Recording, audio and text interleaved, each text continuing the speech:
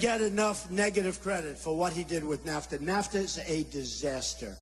President Bill Clinton often gets the credit or the blame, depending on your point of view, for the North American Free Trade Agreement. He doesn't get enough negative credit for what he did with NAFTA. NAFTA is a disaster. But the story of NAFTA is a little more complicated than that. The idea actually comes from this guy. In 1979, as he announced his candidacy, Reagan proposed a North American Accord.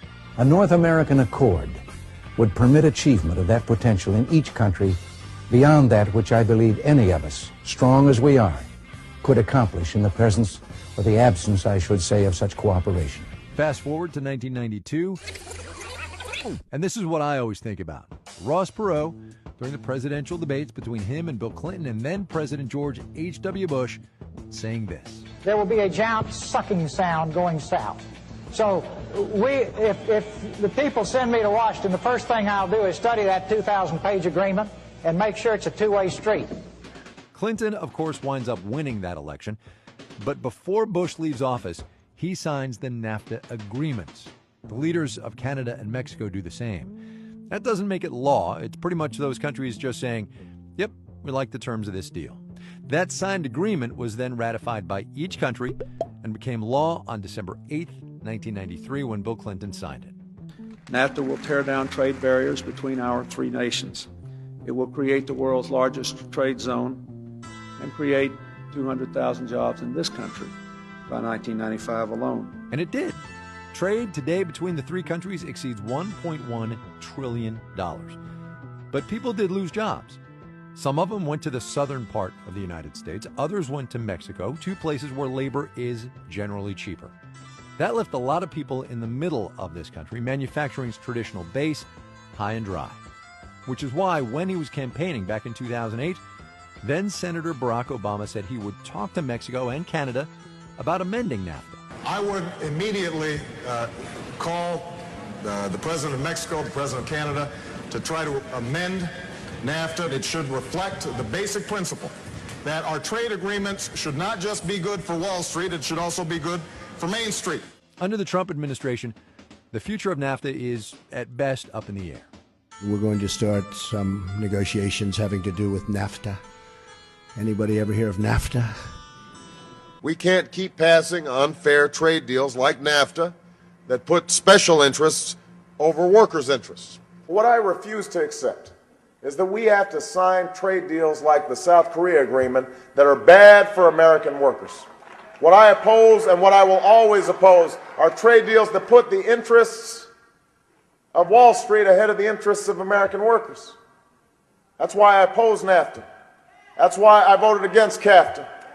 That's why it didn't make sense to normalize trade relations with China without asking more from China. I will oppose the Colombia Free Trade Agreement if George Bush is insistent on sending it to Congress, because the violence against unions in Colombia would make a mockery of the very labor protections that we've insisted be included in these kinds of agreements.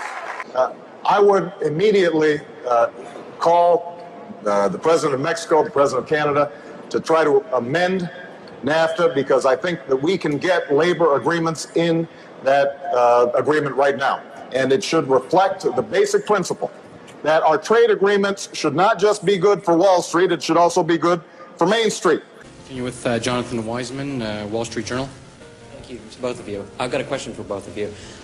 Mr. President, on Tuesday you said that now is not the time to reopen NAFTA, but your aide said that you would be trying to convince our friends in Canada and in Mexico of the rightness of your position. So, first, did you convince our friends in Canada? And when is the right time to incorporate labor and environmental standards into the main body of NAFTA? First of all, Jonathan, I'm not sure that was my exact quote. I always get a little nervous about responding to quotes without me actually seeing it. I think what I said is that now is a time where we've got to be very careful about